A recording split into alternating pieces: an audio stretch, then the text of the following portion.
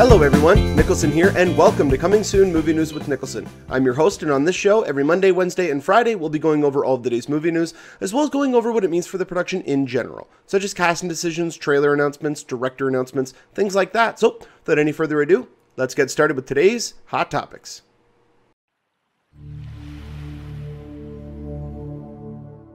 Marvel has just unveiled the brand new trailer for their upcoming Avengers Age of Ultron. And there's a couple of things I really need to talk about first before I really get into my overall... Well, it's kind of tied into that. But anyway, the one thing, we surprisingly didn't get a lot of new footage compared to... Or when you think about the overall scope and size of this film.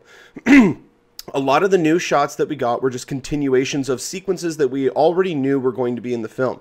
Yet there is still so much more that we really haven't seen. For starters, we know for a fact that throughout the film, Scarlet Witch and Quicksilver will at one point switch from being in line with Ultron to becoming part of the Avengers. Yet through the majority of what we've seen, except for that one overhead shot at the end of the trailer, they're fighting against the Avengers. So we haven't yet seen their story transition or anything of that sort. Second off, a lot of, like I said, a lot of the sequences are things that we've already seen. We just got one more shot of the Hulkbuster versus Hulk fight. We got a lot more character stuff, which was, I think, the main aspect of this trailer. Because before him, we got the tone of the film. On the last trailers, we understood what type of film that we were going to get. It was going to be a much more heavy-set film. This was going to be a movie about consequences and about, you can't just do what you think is right because everybody out there thinks what they're doing is right. Point in case, Ultron. Ultron believes that he is doing what he was programmed to do. He was programmed to save the world. He wasn't programmed to save humanity. So his viewpoint is that humanity is the villain. Humanity is the disease, the virus that needs to be eradicated. Now, he probably goes crazy throughout the film. Well, he's AI, so he could be corrupted. And even in the trailer, you see him, he's plugging himself into something, and the trailer's unplugging himself, but he is connecting himself to the world and being able to spread wherever he needs to go in order to fulfill what he feels that he needs to do. So there's a lot of those aspects coming out in this trailer, but I mean, I got to tell you, some of these money shots, and there were plenty of money shots in this trailer. I mean, you got that one shot of all of the Avengers, they're sliding the truck sideways, and then they all launch off, and you see them all, like, flying. Hawkeye's about to launch his arrow. I mean, that shot just looked cool. I never thought that would be the type of shot that we could get.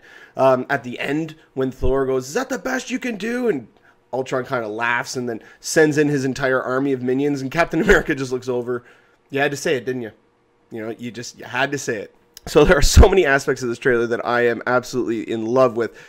But the biggest one, the shock that by 3/4 of the way through the trailer, I figured, okay, we're not going to get a Vision reveal. And if we are, it's going to be right after the title. It's going to be very brief. Lo and behold, we got one. We have our first official look at Vision. We've gotten a lot of concept arts and basically just pictures of Paul Bettany that have been drawn over, but no real actual in-film image or anything of that kind. But now we do, sort of. It's a very small, slight glimpse of basically just a very dark version of his face, and then his eyes open quickly, and then that's it. So, to me, he looks great, but again, that's not a great first look, but that is the look that I wanted to get in the trailer. I don't want a full reveal. This is not Godzilla, okay? Because if any of you remember my rants about Godzilla, the fact that throughout the trailers, we didn't really get anything. And the main reason for that was because he was the title character. We wanted to see what their version of that creature was going to look like, and we never really got a full reveal until the movie came out. So with this, Vision is a very, very much a supporting character. We'll most likely have to deal with things later on in the franchise, but as it stands right now, he's not going to be that major of a character. I think he's going to involve his own subplot, definitely dealing with both Ultron and Tony Stark. So where that leads to, we still don't know. We're being kept in the dark on that, and I like that because it's rare that we get a big budget movie like this where we still don't know. We know a lot about the film, but we still don't know certain aspects of it, and to me, that's really surprising. So I'm really happy with that, but there was one thing in the trailer that I was actually really curious about, because whether or not he was meant to be in this specific shot is beyond me, but just the setup of the shot shows to me that it would include all of them. Excuse me. But at the very end, on that overhead shot, Quicksilver isn't there. Scarlet Witch is there. You can see Scarlet Witch, you can see Hulk, you can see Hawkeye, Iron Man, Thor, Captain America, and Black Widow. But you can't see Quicksilver. Now, knowing the way that he uses his powers, he could very well be around that area. But it's curious to me that they chose that shot. And maybe it's just me nitpicking apart that shot in the trailer. But to me, it spells that Quicksilver might not actually make it through the whole film. I mean, I don't know. We do know that there is going to be a character that is going to die. Now, whether that's kind of a red herring in a sense, and Jarvis technically is the one to die because he becomes the Vision, that could be a really cool spin on that. Well, he's still not technically lying. He's kind of, you know, dissuading everybody. So there's a lot of theories coming out about this trailer. I mean, you can clearly see in the one shot, you see Scarlet Witch actually using her powers against Black Widow. And so you know that in the movie she's going to affect everybody. So everybody's going to have some kind of a vision. Maybe that's the sequence that we see in the trailer of Bruce Banner and Natasha Romanoff together looking kind of romantic. So whether or not that's actually a subplot in the movie that they actually become romantically involved, which, I mean, that would make sense. And there's even the shot in the previous trailer of the Hulk just, like, you know, putting his hand out and Black Widow putting her hand on his. So there's a lot of theories coming out about this. What is actually going to be in real life in the movie and what is going to be in a dream sequence in the movie, that's all still in the dark. We still don't know which scenes are, outside of the fact I know for a fact that the scene in the first trailer with the broken shield, that is part of a dream sequence. So,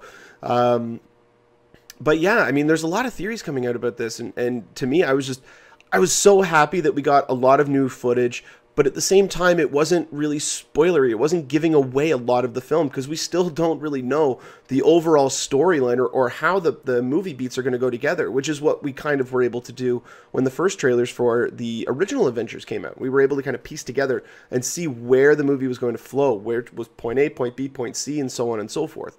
So I'm really happy the way that we got the footage. If you guys haven't checked it out, by the way, you can check the link in the description of this video below to watch the new trailer, because to me it's incredible. It's not overly spoilery in terms of showing off a lot of the film. So that was what I was really happy about, and obviously to get the first look at the Vision, I was over the moon for.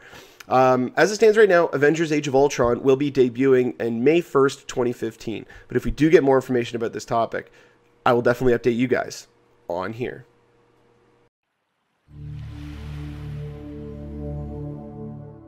The Russo brothers, the directors of Captain America Winter Soldier and the upcoming Captain America Civil War, have recently just signed a first-look 3-year deal with Sony Pictures.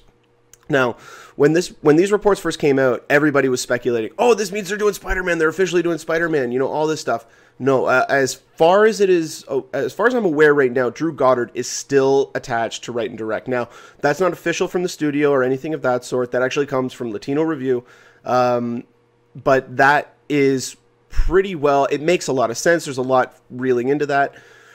What I feel from this is that this means that the Russo brothers are, in fact, going to be executive producing and having a lot of creative control over the Spider-Man franchise at Sony. And the reason being is I think this is the first official confirmation of sorts that Spider-Man is actually going to be appearing in Civil War. Now, we've known for a while, ever since it was announced, they said that Spider-Man would be appearing in a Marvel Cinematic Universe film before he debuts in his own film in 2017. Now, the lead up to that means Avengers Age of Ultron, which, while still likely to have a somewhat of an after-credits shot, maybe involving a piece of, an Ultron bot caught in a piece of webbing, or even an Ant-Man, but Ant-Man makes no sense whatsoever to include him. So then that leaves Captain America Civil War, which Spider-Man is a very integral part of the Civil War storyline. Whether or not they're still keeping to that is still another story. Then there's Doctor Strange, which there have been recent rumors that he may actually be included in that film, although I don't know how likely that actually is, because that is another one that's a really far stretch. It doesn't really make that much sense. There's nowhere really for him to fit in, especially if you're trying to convince the world of magical powers. I don't understand how, you know, having Spider-Man in there really can do that. And then the next one after that, before Spider-Man, is Guardians of the Galaxy 2. You can't have Spider-Man in that because the movie's not going to come back to Earth. They're trying to keep Peter Quill's association with Earth the only element from the movie so far that's going to be dealing with Earth. So they're not going to bring Spider-Man in there. That only leaves Civil War. With the Russo brothers directing this, being the ones to introduce Spider-Man to the world, the new Spider-Man that we're going to get, it makes sense for them to be overseeing the creation of the Spider-Man standalone film with Drew Goddard. You know, and there's also been all these rumors that they're going to be attached and direct the Avengers Infinity War Part 1 and Part 2, which those most likely, in the earliest reports of Spider-Man coming into the MCU, had him debuting in Infinity War. So now we know that's actually going to happen sooner, but it still makes sense to have him in Infinity War if he's already going to be introduced before his own film. Now, I talked about that on the other day's show, about how they could make that scheduling work. Excuse me. So I got a frog in my throat there. And how they could make that work in terms of the scheduling, because if they're going to have consecutive summer releases of sorts, or at least consecutive year releases, they can't do that with Spider-Man if they're going to have him included in Infinity War. And I went over that on the last episode, so if you guys want to check out that, it's just on the previous episode where I talk about Drew Goddard signing on to direct. Sorry about my voice, I feel like I'm losing it. So my personal feeling is that with them directing Infinity War Part 1 and Part 2, if that ends up becoming the case, because that was heavily leaked in the Sony emails, that the reason that they weren't able to go and do a project at the time that Sony wanted them to do is because they were working on Infinity War. So it still leads everyone to believe that they're going to be working on that. If that's going to include Spider-Man, sorry, then it makes sense for them to oversee the creation of the Spider-Man standalone films, because everything that happens in that film is going to need to be addressed in some fashion in Infinity War if Spider-Man is in fact included. And then also having him be in a movie that is in between, possibly in between Infinity War Part 1 and Part 2, it could become increasingly confusing if you don't have a single core group of people that are overseeing how the character is handled and making it streamlined, and not saying, well, because we don't have to worry about Iron Man, we can do this with this character. And it's like, well, no, you still have to adhere to that level of storytelling. Whether or not that means that he always needs to incorporate characters from the MCU, that's not what I'm talking about. What I'm talking about is that if in the Sony standalone Spider-Man film, they either not necessarily negate what happens that has already been established with the character, but if they do something that completely contradicts what one of the Marvel Cinematic Universe movies has already established, well, they need somebody in there to say, well, no, you can't do that because of this. Now, I have a feeling that Kevin Feige is going to be involved at a very personal level with this project. Whether or not that means that he's going to be the one that is going to be overseeing the film is another story. I don't believe that he is going to want to stretch himself that much. He's definitely going to have the final say. But I think that he understands what the Russo brothers have been able to do, not only with Winter Soldier, but what we're getting with Civil War. So, to me, there seems like this is going to be a very big continuity, and that's why they've done this. Because in the press release that came out, it said that they were said to develop both new and ambitious material. So that to me means, yeah, they've got a new project that they're working on, which is one that we've already known that they're working on with Sony, but also they're going to help oversee the creative aspect of the Spider-Man franchise. And these guys are basically going to become the new Avi Arad and Matt Tolmach, which to me is a blessing in disguise. I mean, those guys really ran that franchise into the ground. Now, they weren't the only ones responsible. There were about 15 people that were responsible for that, but still, these guys are not going to be directing the Spider-Man standalone films. They are going to be executive producing. They may even just be regular producers on the film and have direct overseeing control over the film, working with Drew Goddard, because Goddard is the type of guy who, he understands these characters. You know, I mean, he was already picked by Sony to do the Sinister Six film, so he already has a footprint in this world. He already has a handle on it and knows kind of the direction that Sony wants to go, but he also was probably being restrained by Sony because they didn't want certain aspects to be introduced. But now, with the partnership with Marvel, the strings have come off, essentially, and he can write basically whatever he wants, involving all of the Marvel characters, save for the X-Men characters and Fantastic Four characters. He can write in any character that he wants, and then he just has to go and say, hey, we need this guy over for this role. Because early rumors are suggesting right now that Iron Man is going to feature heavily in the Spider-Man film, which that would be cool. I mean, that's really Robert Downey Jr. establishing himself not as the leading man of the franchise anymore, but as the connective glue. He's the new Coulson of sorts, I guess you could say, because he's now going to start appearing in more and more films, if that is indeed the case, which I think is the right way to go.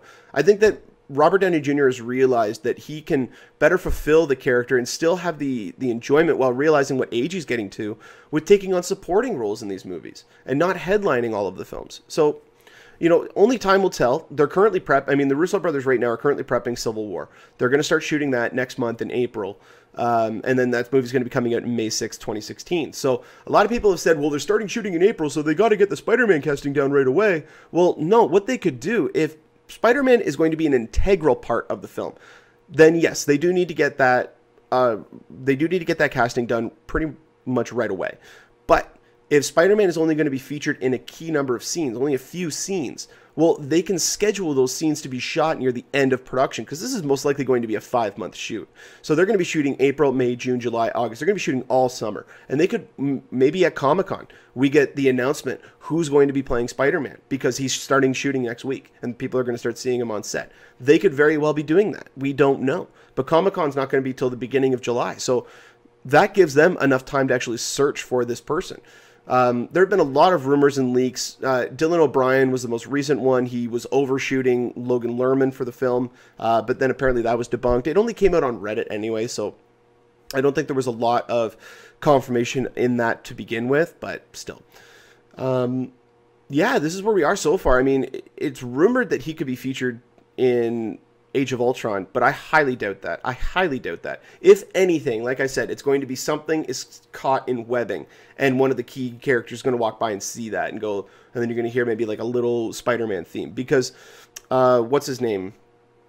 Danny Elfman, I believe it's Danny Elfman, is doing additional music for Age of Ultron. So there's a lot of rumors to include there, but still, as it stands right now, Spider-Man is most likely going to be appearing first in Captain America Civil War, directed by the Russos. So this Sony deal makes sense with them EPing the Spider-Man films. That's just where my head's at. I'm pretty sure that's where it's going to go. What do you guys think in the comment section below? Do you think they're going to direct one of the sequels? Do you think they're actually going to do Infinity War and really have to incorporate that character? What do you guys think? What are your thoughts? Put a comment in the comment section below. And if we do get more information about this topic, I will definitely update you guys on here.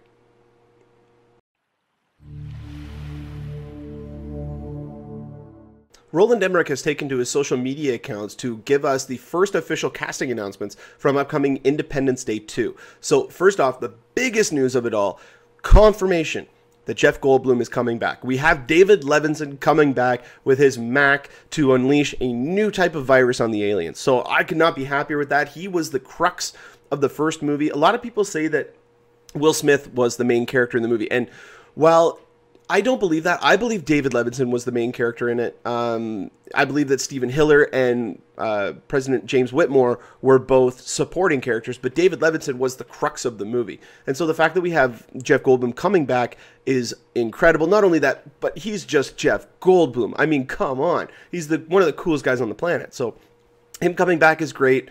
They've just announced that Liam Hemsworth has officially joined the cast. And surprisingly enough, early rumors suggest that he's going to be playing the son-in-law character to Bill Pullman's President Whitmore, who is now obviously an ex-president because they can't serve more than 2 terms. So Liam Hemsworth has joined the cast, and we also have Jessie Usher, who I'm fairly unfamiliar with. I haven't seen any of his work yet, but he is signed on to play the son of Will Smith's character. Now, whether or not that is the stepson of sorts that he had in the first film, or if it's another child that they had, we still don't know.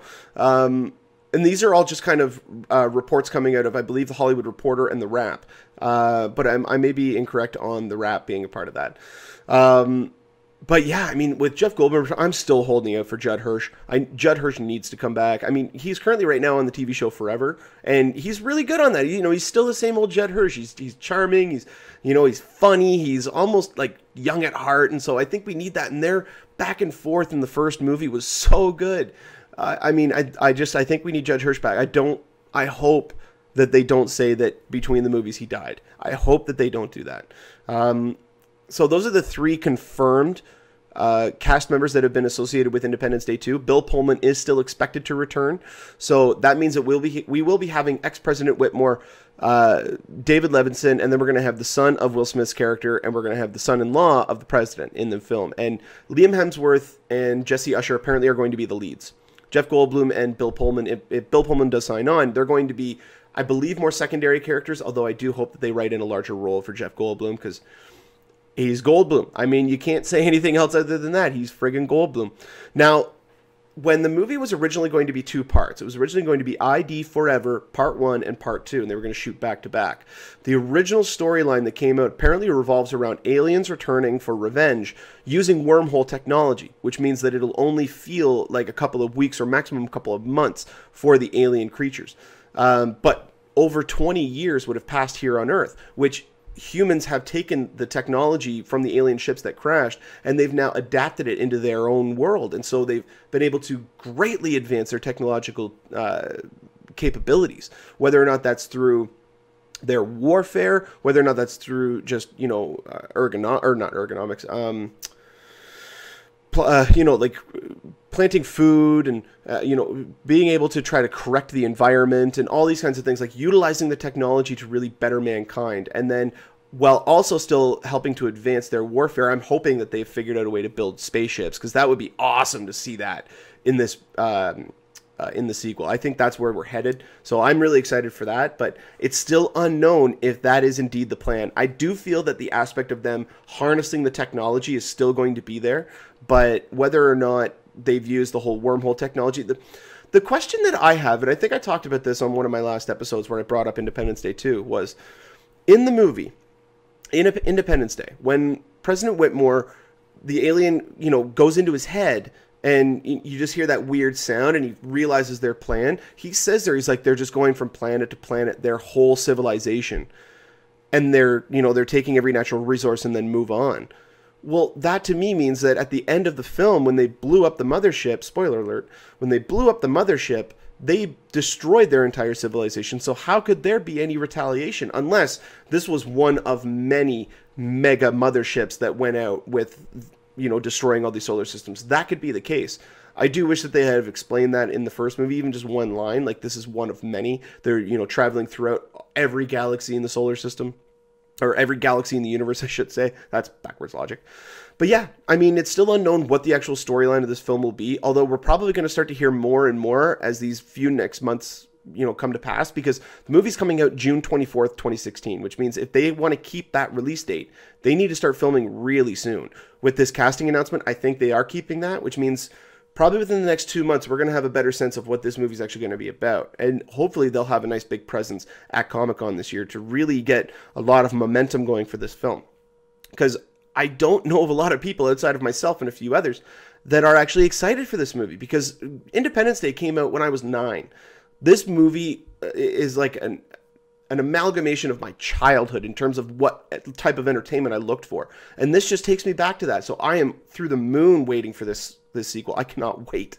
I can't wait. But let me know what you guys think in the comment section below. I mean, outside of the fact that this isn't really a necessary sequel, have you always wanted to see a continuation of this story? Where could they go? You know, especially it now being 20 years later. There's a lot of potential. It's still being done by Roland Emmerich, so it's going to be big, dumb, summer action fun. It's not looking for anything intellectual or anything like that. But let me know what you guys think in the comment section below. Are you excited? Are you dreading it? Just put a comment there. And yeah, when we do get more information about this topic, I will definitely update you guys on here.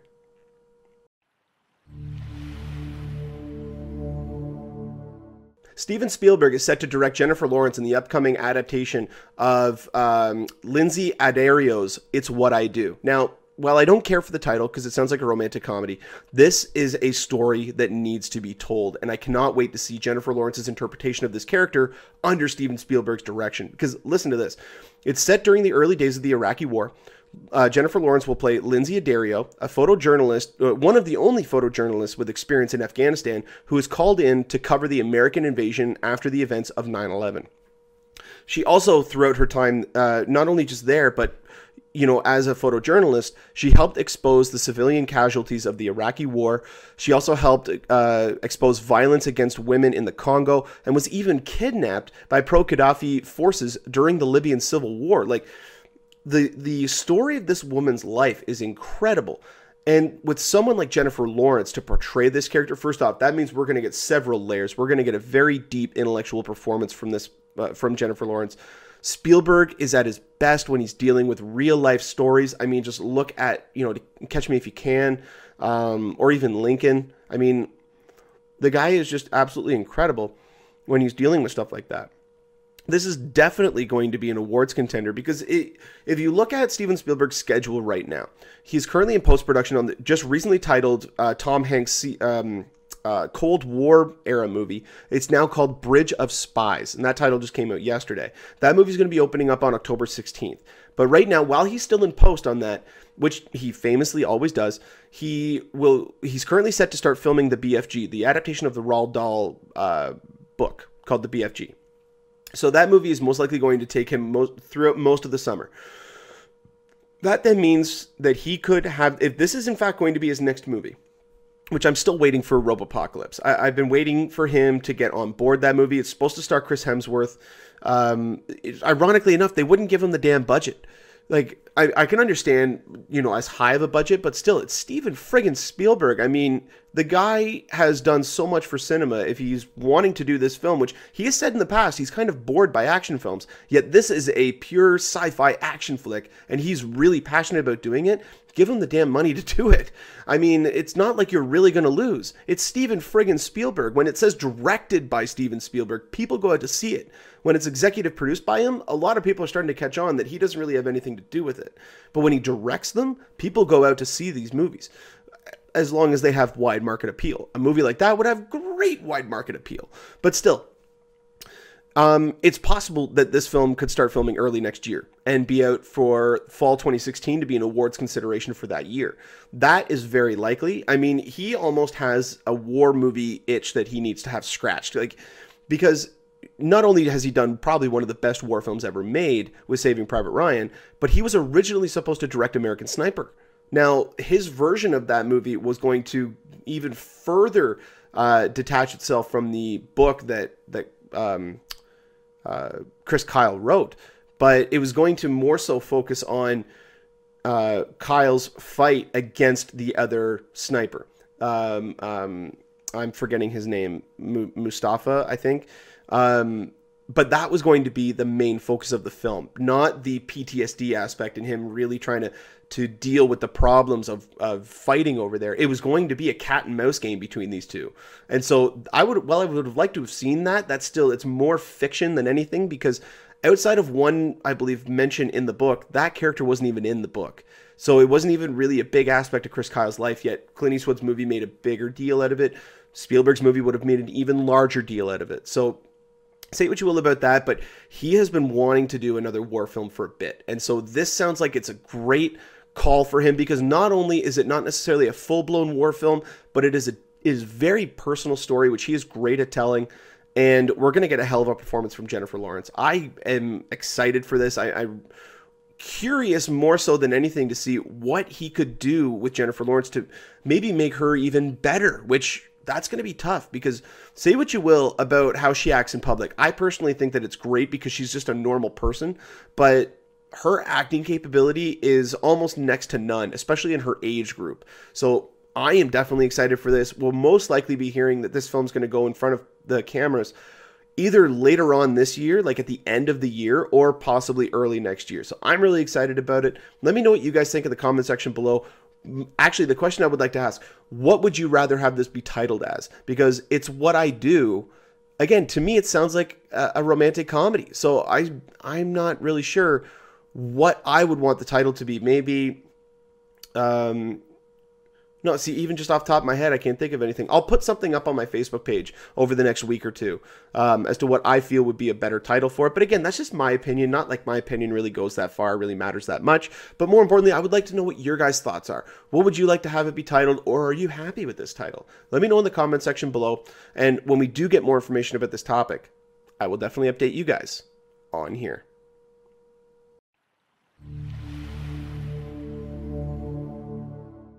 Well, that'll about do it for us here on Coming Soon Movie News with Niklsun. Thank you so much for watching. You guys have been a great audience. Go ahead and click that subscribe button there in the bottom corner. You can get updates whenever we post a new video. You can also follow me on Twitter at Niklsun, Niklsun, for all of your movie updates. And go ahead and give us a like on our Facebook page at facebook.com/Movie News with Niklsun. If you ever have a topic or a question you'd like to have talked about on the show, you can go ahead and put a comment in the comment section, or you can email us at movienewswithniklsun@gmail.com. That's movienewswithniklsun@gmail.com. And on every Friday episode, we'll try to answer as many as we can. But until next time, You guys enjoy the rest of your day. Take care.